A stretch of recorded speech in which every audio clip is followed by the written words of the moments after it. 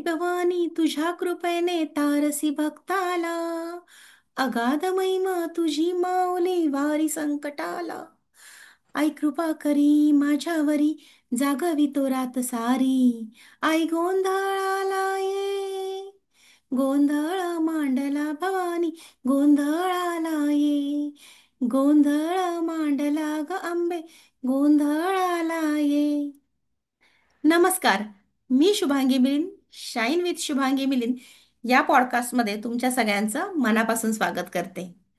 आज आपण साजरा करत आहोत नवरात्री विशेष, आणि त्यासाठी आपण समाजातल्या आणि वारजे भागातल्या काही प्रतिष्ठित महिलांना, ज्यांची काही विशेष कर्तृत्व आहे, अशा सगळ्यांना भेटत आहोत. आणि वारजे भागातलं जर प्रामुख्याने यातलं नाव घ्यायचं म्हटलं तर संजीवनी ताईंचं नाव घेतल्याशिवाय आम्ही कोणी पुढे जाऊ शकतच नाही. कारण अगदी एखादं पुस्तक हवं पासून ते एखाद्या ठिकाणी मंगळागौरीचा कार्यक्रम करायचा आहे, एखाद्या स्पर्धेत पार्टिसिपेट करायचंय, काहीही असेल तरी आमच्या सगळ्यांच्या समोर एकच नाव असतं, ते म्हणजे संजीवनी उन्हाळे. आणि आज आपण संजीवनी उन्हाळे ताईंची मुलाखत घेणार आहोत. ताई, तुमचं स्वागत आहे या कार्यक्रमात. खरं तर आम्ही त्यांना काकू नमस्कार. म्हणतो, त्यामुळे मी काकूच म्हणेन, मलाही ते बरं वाटेल. तर संजीवनी काकू, हा, तुमचं नमस्कार. शाईन विथ शुभांगी या कार्यक्रमात खूप खूप स्वागत. तुमचं कार्यक्षेत्र खूप विशाल आहे. अर्थात हे सगळं जर मी तुम्हाला ओळखीमध्ये सांगितलं तर मग काकूंशी बोलण्याची मजा येणार नाही. त्यामुळे आपण सुरुवात काकूंपासून करूया. काकू, आत्ता मी तुम्हाला खूप म्हणजे गेले 20 वर्ष वेगवेगळ्या स्वरूपात अनुभवतीये, वेगवेगळ्या गोष्टी बघतीये. पण या सगळ्याची सुरुवात कशी झाली? म्हणजे असं आपण म्हणतो की या सगळ्याचे जी की अ, सुरुवात असते, आधी तसा अंत आपण म्हणतो तसं, तर सुरुवात आहे ती खूप महत्वाची असते. आणि well begun is half done वगैरे, तसं लहानपणात या सगळ्याची पायाभरणी कशी झाली हे थोडक्यात सांगाल का? पायाभरणी म्हणाल तर लग्नापूर्वी खूप बंधनं होती माझ्या माहेरी. मी मराठवाड्यातली राहणारी आहे बर. आणि लग्नानंतर पुण्याला आल्यानंतर माझ्या मिस्टरांच्या पाठिंब्याने मी डी-एड आणि ग्रॅज्युएशन पूर्ण केलं. वा. आणि मग त्यांच्याकडून मला कुठल्याही प्रकारचा विरोध झाला नाही आणि माझ्या आवडी जोपासायला वेगवेगळ्या क्षेत्रात मी महिलांचा ग्रुप करून किंवा स्वतः काही नवीन शिकून शाळेमध्ये शिक्षिका म्हणून पण काम केलं, लायब्ररी चालू केली, महिला मंडळ चालू केलं. असे अनेक उपक्रम चालू करून मी माझ्या अनेक महिला मैत्रिणींना एकत्रित करत होते. काकू, कारण ज्या वयात तुमचं लग्न झालं, म्हणजे खरं तर आमच्या दृष्टीने ते खूपच लहान वय आहे. म्हणजे आम्ही बालवयात लग्न झालं असं म्हणू. म्हणजे लग्न झाल्यानंतर पुढे शिक्षण पूर्ण करणं ते कसं शक्य झालं? किंवा मला एक चांगला माहिती, काकांचा तुम्हाला खूप सक्रिय सहभाग आहे सगळ्या गोष्टीत, हो. पाठिंबा आहे. पण अजून कोणत्या गोष्टी आहेत की ज्यांनी तुमचा आत्मविश्वास वाढवला? पुणे शहरात आल्यानंतर जरा परिस्थिती येता तथा असल्यामुळे संसाराला हातभार म्हणून काहीतरी उद्योग व्यवसाय करायची इच्छाच होती. त्यातून शिक्षणामध्ये टायपिंगचा क्लास कर किंवा डी-एड कर असं काहीतरी करून आपण एखादा जॉब करावा किंवा काहीतरी व्यवसाय करावा आणि आपल्या संसाराला हातभार लावावा. अशी इच्छा असताना एक एक गोष्टी घडत गेल्या आणि त्यातून मला आवड निर्माण झाली आणि ज्या गोष्टींना मला सुरुवातीला संधी नव्हती ती संधी उपलब्ध झाल्यामुळे मी सगळ्या क्षेत्रात खूप काही कार्य करू शकले आणि हे सगळं श्रेय माझ्या मिस्टरांना आहे आणि माझ्या कुटुंबाला. क्या बात है. जेव्हा मी पल्लवीशी बोलले, पल्लवी पल्लवी म्हणजे पल्लवी प्रसन्न, विख्यात गायिका संजीवनीताईंची मुलगी, तेव्हा त्यांनी सगळं श्रेय संजीवनीताईंना दिलं. माझी आई हे दिलं. आज आई मात्र कुटुंबाला श्रेय देते, वाखाणण्याजोगी गोष्ट आहे. आणि तुम्ही जे सांगता त्याप्रमाणे पाण्यात पडलं की पोहायला आलं, अशा पद्धतीची काहीतरी घटना बरोबर. तुमच्यासोबत घडली म्हणता येईल. पण काकू, हे सगळं घरचं काम म्हणजे हे तर नक्की की घरून सपोर्ट होता, पण घरचं काम, बाहेरची कामं, हे सगळं सांभाळताना एक स्त्री म्हणून बाहेर पडताना काही मजेशीर अनुभव आले का, किंवा काही वेगळे अनुभव आले का हे सगळं काम करत असताना? हे सगळे कामं करत असताना सगळ्या जणी म्हणतात, की "काय बाई या उन्हाळेबाईंना जमतं तरी कसं? घरातलं काम करून बाहेर पडतात केव्हा? करतात काय?" पण आवड असली की सवड मिळते, हे नक्की. आणि काही वेळेला घरातला थोडासा पसारा असतो माझा, कारण तेवढं सगळं घर अप टू डेट ठेवून मी काही बाहेर सगळीकडचं आणि घरातलं करू शकत नव्हते. मग अशा वेळेला थोडासा गोंधळ व्हायचा माझा. घरातलं काम करून बाहेर जायचं. काही ठिकाणी वेळेत जात होते, काही ठिकाणी उशीर होत होता. पण सगळ्यांनी खूप समजून घेतलं. काकू हे म्हणतात ते बरोबर आहे, कारण मलाही खूप वेळा प्रश्न पडतो की काकू एवढं सगळं करतात आणि काकू तरीही नेहमी छान उत्साही दिसतात. काही नवीन करायचं म्हटलं की काकू तयार असतात. आणि तुम्ही घराच्या बाबतीत म्हणाला तर माझं स्वतःचं असं एक हे आहे की आपण घरामध्ये राहतो, कुठल्याही म्युझियम मध्ये नाही राहत. तेव्हा घर हो. घरासारखे, कारण मी तुमच्या घरी नेहमी चहा प्यायला येत असते. तेव्हा अगदी छान तुमचं घर असतं हे मला माहिती आहे. तुमचा देवारा बघितला की फार प्रसन्न वाटतं. हं. अ, आता इथेच थोडासा प्रश्न आहे की देव्हारा आणि संस्कार हे फार जवळचे आहेत. हो. आणि मला माहिती आहे की मुलांमध्ये शिस्त आणि संस्कार निर्माण करण्यासाठी तुम्ही खूप प्रयत्न करताय. मला त्याच्याबद्दल थोडं जाणून घ्यायचं आहे.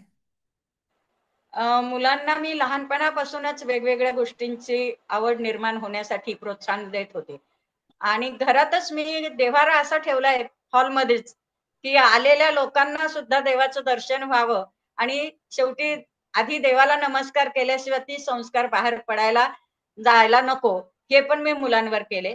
मुलांना लहानपणी संघाची आवड निर्माण होती. माझा मुलगा ग्राउंडवर जायचा, संघात जायचा आणि तिथून तो पुढे संघप्रिय झाला आणि खूप छान त्या ठिकाणी तो शिक्षक झाला. त्याच्यानंतर संपूर्ण आपला कर्वेनगरचा संभाजी बाग सांभाळत होता. मुळात म्हणजे काय झालंय, ते असं म्हणतात ना, जिच्या हाती पाळण्याची दोरी ती समाजाला उद्धारी म्हणायला हरकत नाहीये. क्या बात आहे त्या काकू. घरादारालाच उद्धारेल. पण आमच्या कुटुंबामध्ये आम्ही चौकोनी कुटुंब आहे. 2 मुलं आणि आम्ही दोघं. मुलगी माझी गायनात आहे, सांस्कृतिक कार्यक्रमात पण आहे आणि मुलाचं जे आहे सामाजिक कार्य, संघकार्य आहे. माझे मिस्टरही अनेक सामाजिक संस्थांमध्ये काम करतात. सामाजिक समरसता असतील, ज्येष्ठ नागरिक संघ, ब्राह्मण संघ, ते त्या ह्याच्यात. आणि मी मात्र माझा हे महिलांचं साठी वेगवेगळे फोरम चालवते. असं आम्ही चारही जण सामाजिक कार्य आणि घर, आणि मग घरी आल्यानंतर एकत्रित सर्वजण चर्चा करतो की आज काय तुझा कार्यक्रम झाला. आणि त्यामुळे आम्ही सर्व आनंदी आहोत. प्रत्येकाने स्वतःसाठी जगावं, स्वतःच्या आवडी सांभाळाव्यात आणि इतरांना आनंद देऊन आपण आनंद घ्यावा, असं मला वाटतं.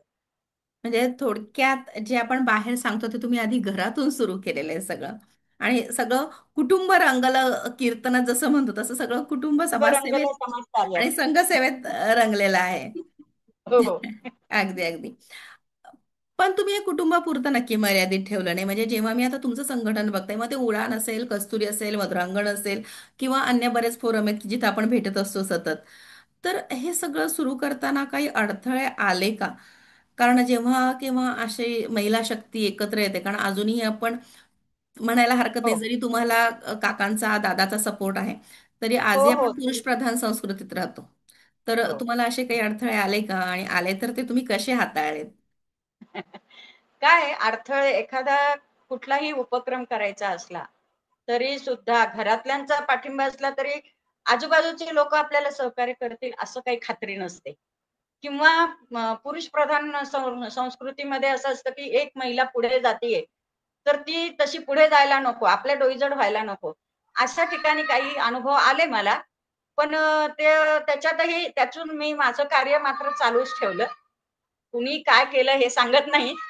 अगदी महिला सुद्धा महिलांना मागे खेचतात आणि हा. अनेक पुरुष सुद्धा महिलांना पुढे जाऊ देत नाहीत.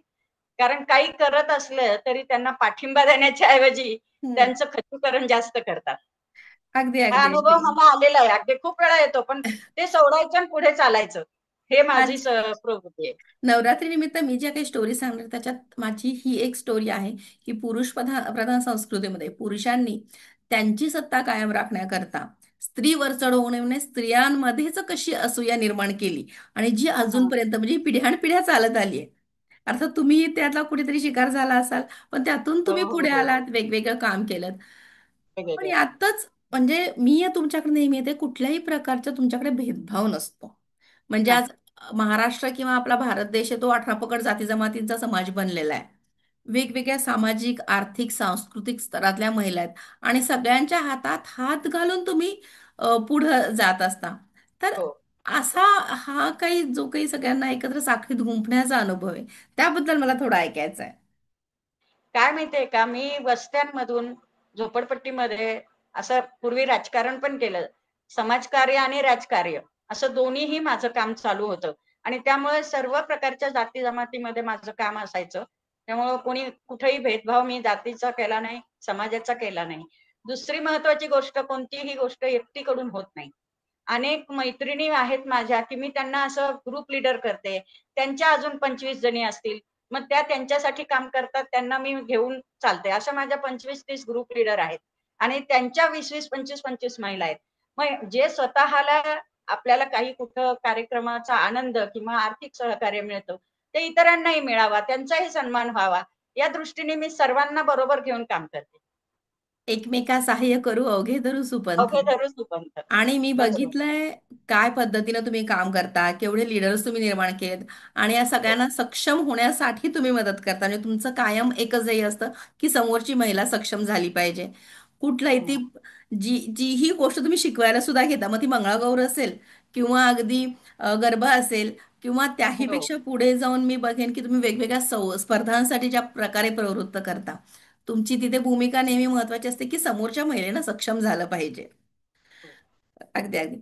आता यामध्ये तुम्ही मगाचपासून आपला बऱ्याचदा उल्लेख झाला की काकांची किंवा तुषारदादाची तुम्हाला खूप साथ आहे, पण संघस्पर्श हा तुम्हाला खूप जास्त लाभलाय मी म्हणेन. तर हां. त्याचं काही रहस्य सांगाल का? नाही, संघस्पर्श म्हणजे काय माहितीये का? आपण चांगल्या लोकांच्या मध्ये एखादं चांगलं काम करत असो, आपोआप चांगल्या चांगल्या गोष्टी घडत जातात आणि आपल्या कार्यामुळे लोक आपल्याला आवर्जून बोलवतात. अ, आज जो माझा सन्मान परवा माहेर मासिकामध्ये झालेला आहे, संघस्पर्श म्हणून मातृशक्ती असा एक लेख दिलेला आहे. त्या बाईंनी सुद्धा मला खूप म्हणजे अभिमानाने कौतुक वाटलं, की एवढा माझा विचार केला त्यांनी. अशा मैत्रिणी सुद्धा आपल्याला भेटायला पाहिजेत, की आपल्याबद्दलचं कोणीतरी 4 चांगले शब्द बोलले, तर तो एक माणसाला प्रोत्साहन मिळतं आणि आनंद वाटतो, केलेल्या कार्याचं समाधान वाटतं. अशाच कामातून संघस्पर्श झालेला आहे. येस. पण या कार्यामुळे तुमच्या वैयक्तिक आयुष्यात काही सकारात्मक बदल झाले? भरपूर आर्थिक झाले, आनंदित म्हणजे मी अनेक सहली आयोजित करते. त्याच्यामुळे मला खूप आनंद मिळतो. माझ्या कुटुंबासह मी सगळीकडे फिरून आलेली आहे जगामध्ये. मी जवळ-जवळ 11 देश फिरले. ऑल इंडिया फिरून आलेली आहे फॅमिलीसह. हाही आनंद मला म्हणजे माझा एक विकासच झाला. 4 लोकांना घेतलं की आपलाही त्याच्याबरोबर फायदा होतो. आपणही हिंडून फिरून येतो. त्याचबरोबर घरातही खूप प्रगती झाली. आम्ही एका रूममध्ये राहायला होतो सुरुवातीच्या काळात. आणि फक्त त्या मिस्टरांच्या पगारावर काय होईल तेवढंच. पण हे जे वेगवेगळे उपक्रम करताना ओळखी वाढल्या, कामं मिळाले, कामातून थोडं आर्थिक स्थैर्य मिळालं आणि आज छान सेटल झालेलो आहोत. आनंदात आहोत.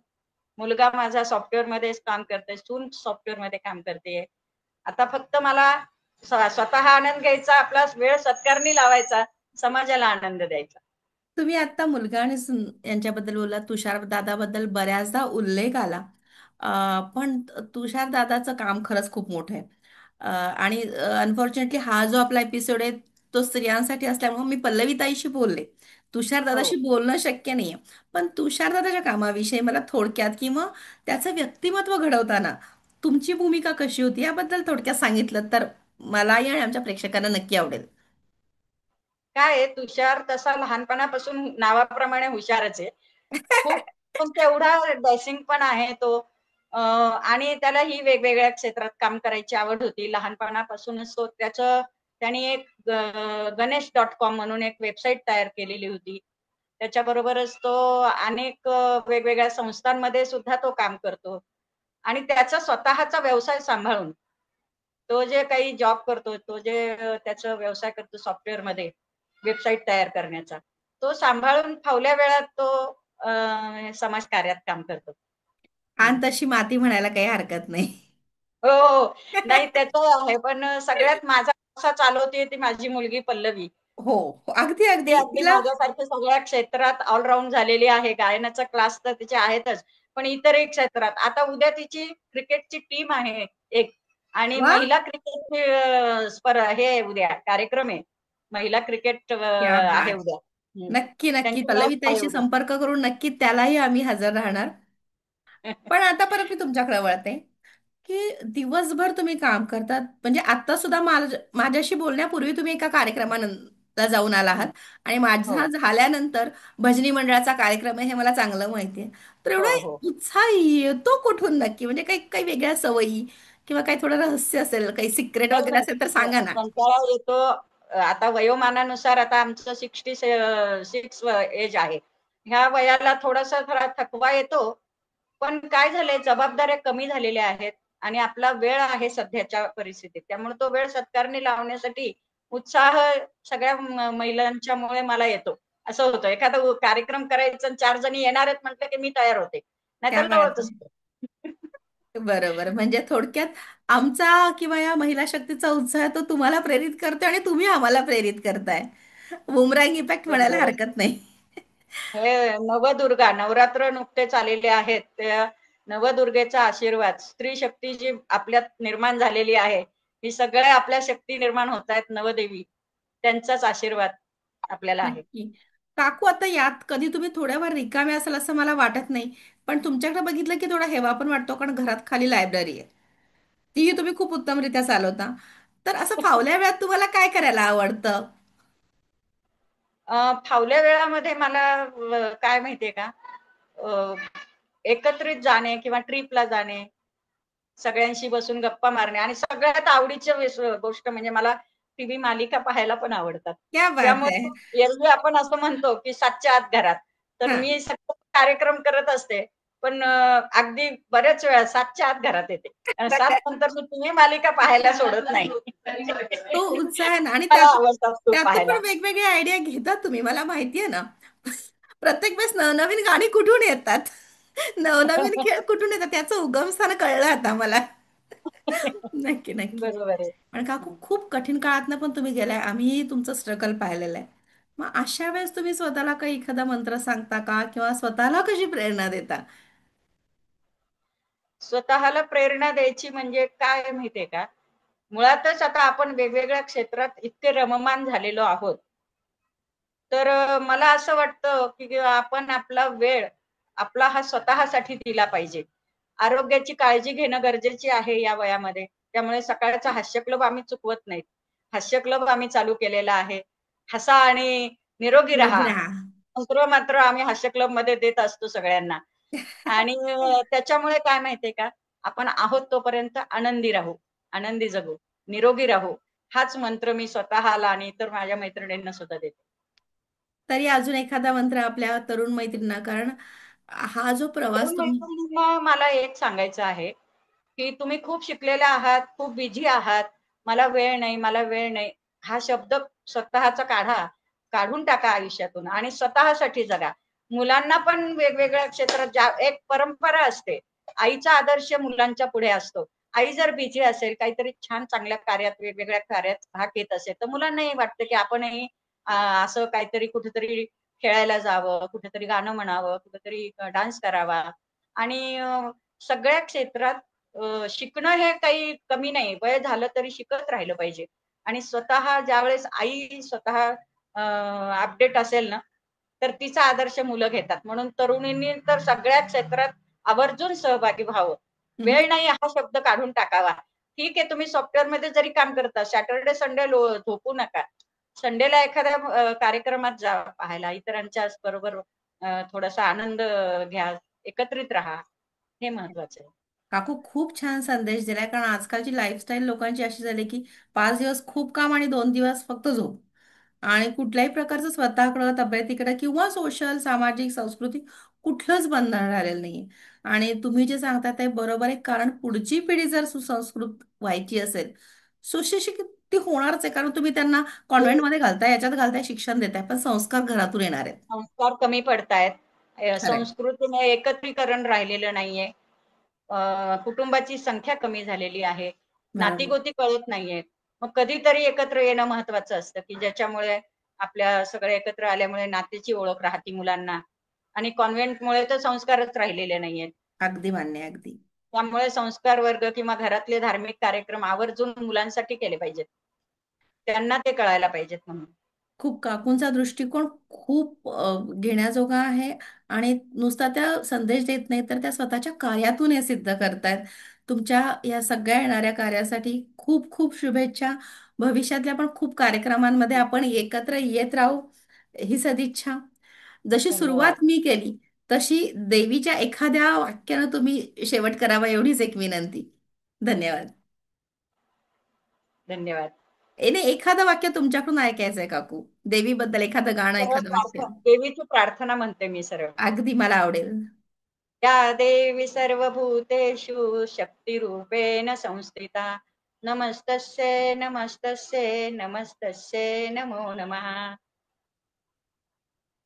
या देवीचा आशीर्वाद घेऊन आपण पण नव्यानं कामाला लागू. काकूने दिलेला जो मंत्र आहे की जिच्या हाती पाळण्याची दोरी, ती जगाला उद्धारी, हा नक्की पुढे नेऊ. पुढच्या भागात नवीन सेलिब्रिटीसह आपण नक्की भेटू.